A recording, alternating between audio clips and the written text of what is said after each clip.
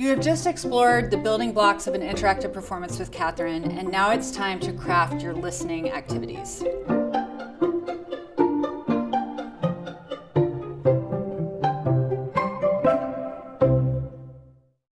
Listening activities are moments of engagement with your audience that spotlight your entry point and support your line of inquiry. These can appear as a question or an activity and should be sprinkled throughout your performance. Each listening activity should end with a specific and clear question that will help to guide the listening for any musical selections that are about to happen. Before you begin drafting your listening activities, it would be very helpful if you have done the following. Number 1, chosen your repertoire. Number 2, identified your entry point. Number 3, crafted your line of inquiry. And number 4, created an outline for your entire interactive performance. There are 3 pillars to creating a really excellent listening activity. The first one is to know your audience and to be able to adapt the listening activity for their skill level. The second one is to vary the different learning styles that you use within each listening activity throughout the performance. And the third one is to scaffold the level of difficulty with the listening activities, starting with something easy and working all the way up to something more challenging and difficult. So let's zoom in on pillar 1, knowing your audience. This is so crucial to know who you are playing for. Let's say you're going to do your interactive performance at a school. So important to know what ages you're going to be performing for.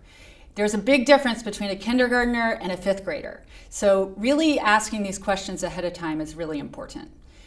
Maybe knowing what they're studying in school. It could be a real opportunity to connect with something in their curriculum. What musical knowledge do they already have? Are they music students? Is there even a music program at their school? And where is the performance happening? Is it happening in the auditorium, the library? You want to know all of these things. Know who your audience is. Now, pillar 2 is learning styles. Think about all of the different ways that we learn. Some of these are verbal, linguistic, visual, using visual aids, bodily kinesthetic, which is using movement, musical, that could be singing, composing, playing an instrument, mathematical, logical, solving a puzzle or looking at a pattern. And then we have interpersonal, which is peer learning, and then intrapersonal, which is more self-reflection. So all of these different learning styles, you want to try to tap into as many as you can throughout your interactive performance and in your listening activities, because this will help to spotlight your entry point from many different angles, but it will also make it more fun and lively for your audience and for yourself. Pillar 3 is scaffolding.